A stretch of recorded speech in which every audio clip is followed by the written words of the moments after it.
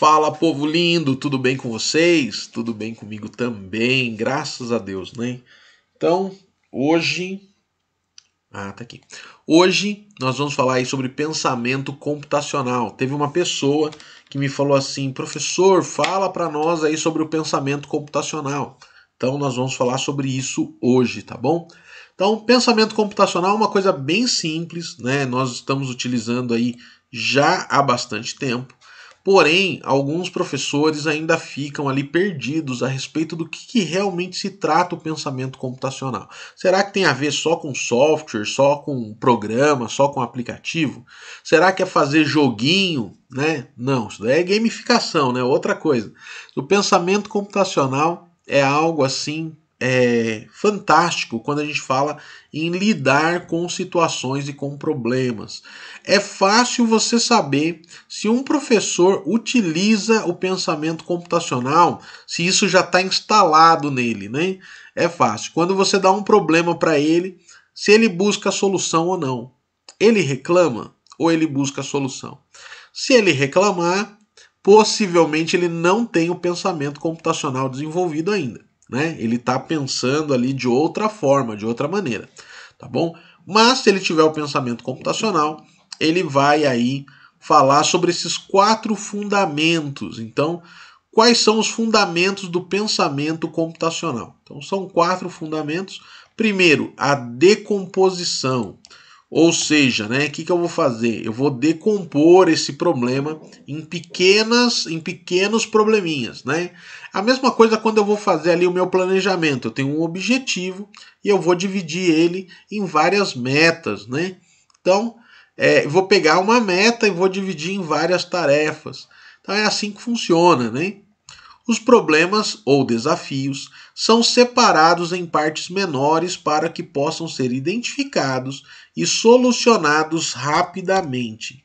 Então, esse é o primeiro fundamento, é a decomposição. Eu pego ali o meu problema e divido ele, ou o meu desafio, né, e divido ele ali em vários pedaços, várias partes menores.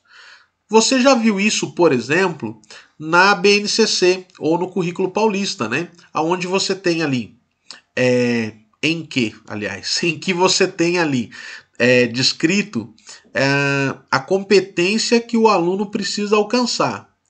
Só que eu vou entregar para ele uma competência? Não dá. Então o que eu entrego para ele? Eu entrego as habilidades. E aí ele vai atingindo habilidade por habilidade. Lá no final do processo, quando ele sai do sistema de ensino, ele sai com a competência formada, tá bom? Então, para se chegar naquela competência, ele vai habilidade por habilidade até chegar naquela competência, tá bom? Então, é exatamente isso que eu faço. Segundo, abstração. O que é abstração? Também conhecido como generalização, significa focar em apenas elementos importantes, tá bom? Ou focar apenas em elementos importantes do problema e ignorar detalhes irrelevantes. Então, o que eu vou fazer? Né? Eu vou literalmente abstrair, generalizar, né? Olhar para o meu problema, tirando aqueles detalhezinhos e olhar para o cerne do problema, né? Ou seja, para o núcleo, aquilo que realmente é importante, tá bom?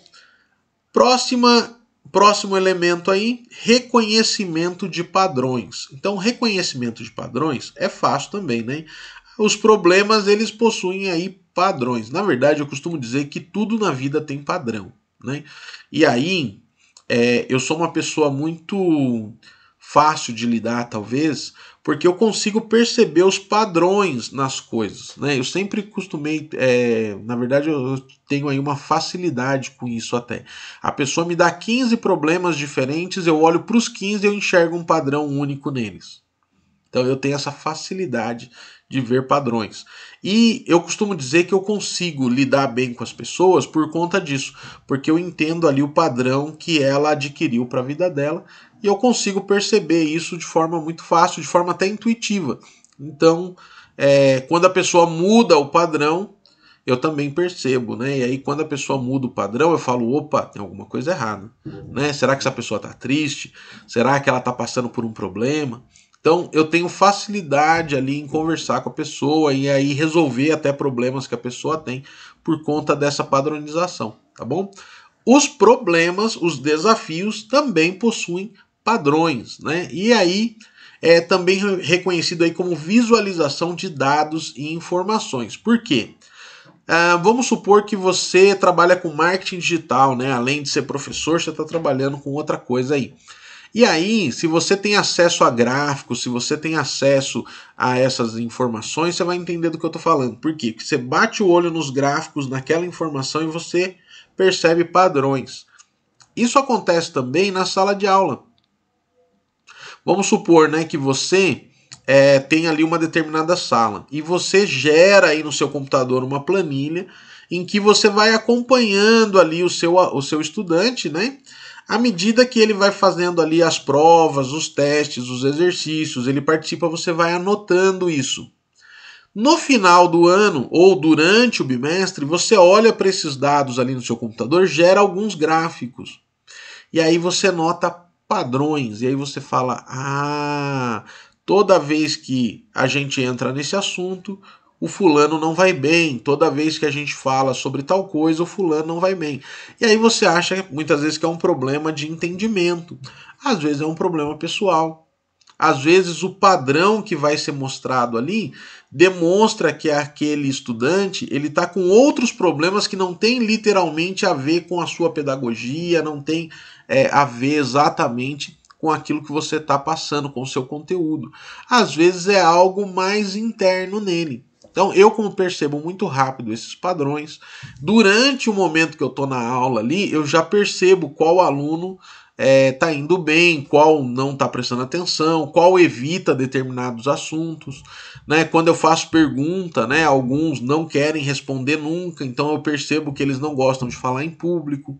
Aí eu tento ir lá e ver por que, antes de passar para ele um trabalho que ele tenha que apresentar em público, eu vou lá descobrir por que ele não gosta de falar em público. Às vezes ele passou uma vergonha, às vezes ele tem alguma dificuldade, enfim. Então é nesse sentido, tá bom? Reconhecimento de padrões, também conhecido como visualização de dados e informações. Nos fragmentos, procuram-se similaridades entre e dentro de cada problema para que padrões possam ser identificados. Então, uma vez que eu identifiquei os padrões, aí eu vou para o algoritmo. Você já ouviu muito sobre algoritmo, né? Porque tem algoritmo em tudo na informática, principalmente na internet, né? Então, com certeza você já ouviu essa palavra algoritmo. É ou não é? Então, o que é o algoritmo? É a culminação de todas as etapas anteriores. Leva à criação de algoritmos capazes de desenvolver uma solução passo a passo. Ou das regras para que a solução possa ser feita. Então, veja bem, um dos dois, né? Ou ele vai te levar à solução, ou ele vai te levar a uma solução passo a passo, ou ele vai te levar a regras que você seguindo, você chega à solução. Entendeu? Então vamos fazer uma rápida aqui, olha só, um resumão rápido. Ó. 4 fundamentos do pensamento computacional. Primeiro, decompor um grande problema. Primeiro. Meu Deus, estou perdido aqui com a minha câmera. Então, primeiro, decomposição. Eu vou pegar um grande problema e transformar em pequenos probleminhas para eu ir resolvendo um a um fácil. Depois, abstração. Eu vou olhar para esse problema e olhar apenas para dentro desses probleminhas, né? Porque eu já separei. Qual é a parte importante? Tirar os detalhezinhos e ficar com a parte que realmente é importante para solucionar. Depois, reconhecer padrão. Então, entre esses problemas que eu tenho para resolver, qual o padrão entre eles? Qual que, se eu mexer, eu resolvo a maioria? Então, algumas coisas são padronizadas, eu preciso olhar para isso. E por último, eu vou chegar num passo a passo para resolver, né? Numa receita. Olha que interessante, né? Esse passo a passo pode ser literalmente primeiro passo, segundo passo, terceiro passo, ou pode ser um conjunto de regras que quando eu aplico, eu chego à solução, tá bom? Vou dar um exemplo, né? Receita de bolo. Então, para fazer um bolo, a primeira coisa que eu vou fazer é separar em dois problemas, né? Os ingredientes, o modo de fazer. Então, eu tenho aqui dois problemas. Então, ingredientes, eu vou lá e vejo quais são os ingredientes. O modo de fazer vai se tornar aí a minha culminância. Por quê? Porque em algum momento eu vou descobrir qual ordem é melhor para eu colocar os ingredientes, o que eu devo fazer primeiro, o que eu devo fazer depois, para que o bolo dê certo no final. Tá bom? Por que é interessante o pensamento computacional e tanto tem se falado do pensamento computacional nas escolas, tá? Não é apenas para criação de software, não é apenas para criar coisas na internet, não é para isso. É para solucionar problemas. Então, quando você apresenta um problema para alguém, essa pessoa já começa a pensar na solução. Como que ela vai pensar na solução? Gente, nós precisamos de uma educação de qualidade.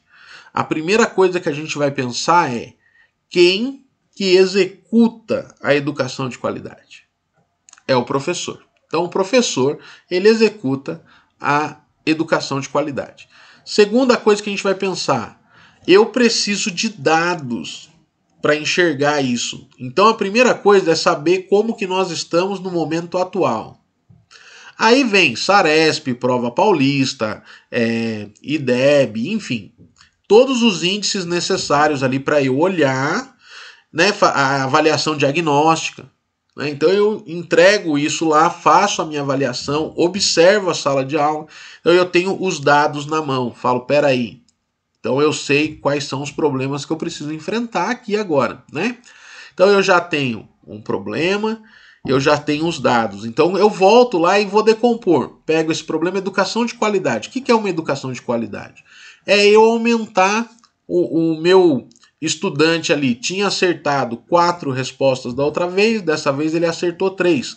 Qual é o padrão? O padrão é que naquela época, quando ele fez, tinham 5 questões, das 5 ele acertou 4, porém essas 4 eram sobre um assunto. Dessa vez a prova foi sobre um outro assunto, ele tinha 5 questões, acertou 3, porém essas 2 que ele errou são assuntos correlacionados com aquele primeiro. Achei um padrão.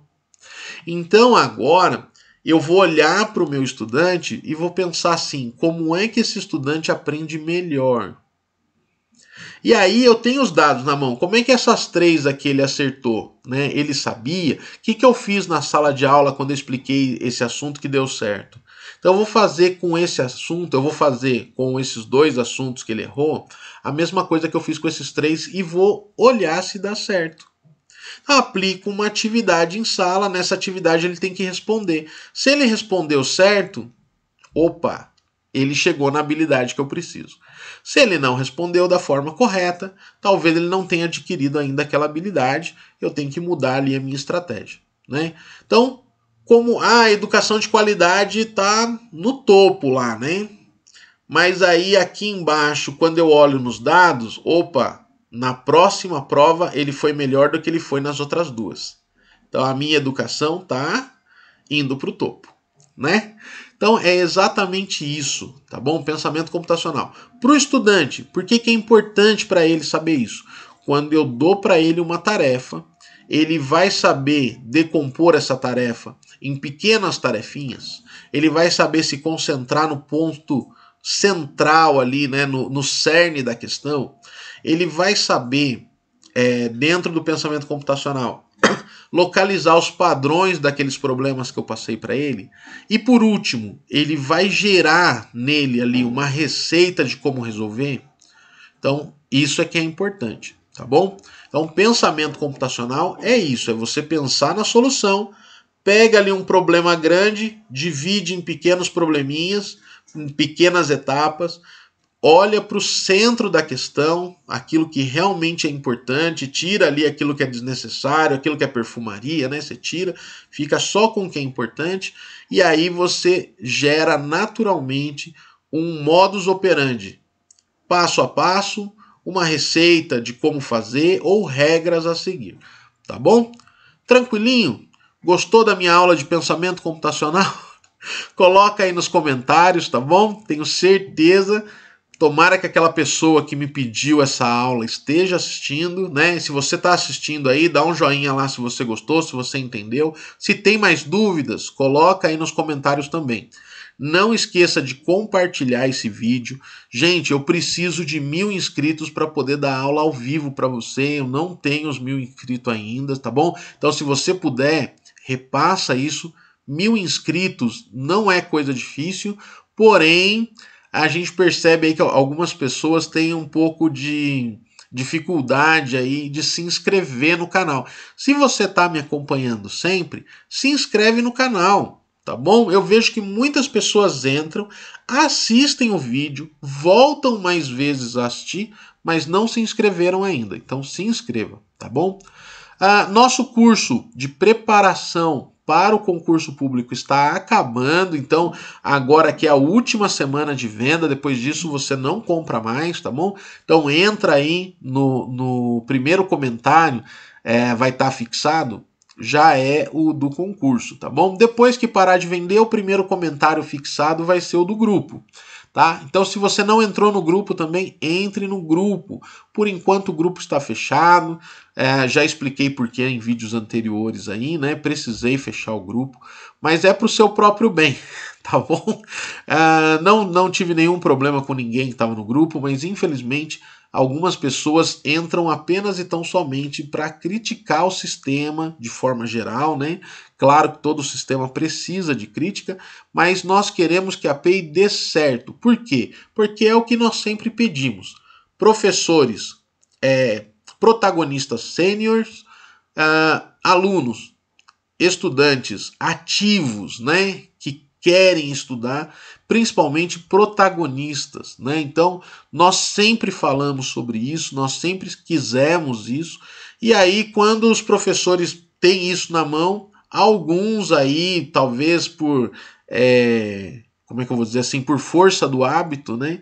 Começam a criticar aleatoriamente na internet, isso é muito complicado, né? É igual quando eu escutava, né? Já quando eu fazia aula lá no ensino médio, eu já escutava alguns professores dizendo assim: olha, o Estado quer uma pessoa burra e tal, né? E eu falava assim para o meu professor: mas professor, se o senhor não quer que eu fique burro, então o senhor me ensine. É ou não é? Quem é o Estado diante do aluno? O Estado diante do aluno é o professor. O professor é a cara do Estado ali. Então, se você sabe como aplicar, né? Eu sempre comento isso porque é algo assim que me marcou muito, né? Uma pessoa chegar e dizer assim: olha, nunca aplicaram Paulo Freire no ensino. Eu falei: mas espera aí, mas se você conhece Paulo Freire, por que você não aplicou? Né? Por quê? Porque somos nós, os professores, que temos a metodologia, né? Então, gente, outra coisa, hein? Quer aprender metodologia? Quer aprender a fazer coisa diferente na sala de aula? Eu preciso saber quantos querem, tá bom? Se você quer fazer coisas diferentes na sua sala, se você quer ensinar para o seu aluno de forma que ele queira aprender, coloca aí nos meus comentários "eu quero", tá bom? Para eu saber aí quantas pessoas que já estão me acompanhando querem esse tipo de aula, tá bom? Beijo no seu coração, excelente semana para você. Logo, logo nós estaremos de férias, né? Eu também estou feliz com isso. E aí, então, nós vamos poder ali desfrutar um pouquinho, botar a cabeça no lugar, estudar bastante para o concurso, né? Que em agosto nós temos um desafio aí pela frente e eu quero estar junto com você nesse desafio. Beijo no seu coração, até a próxima, tchau.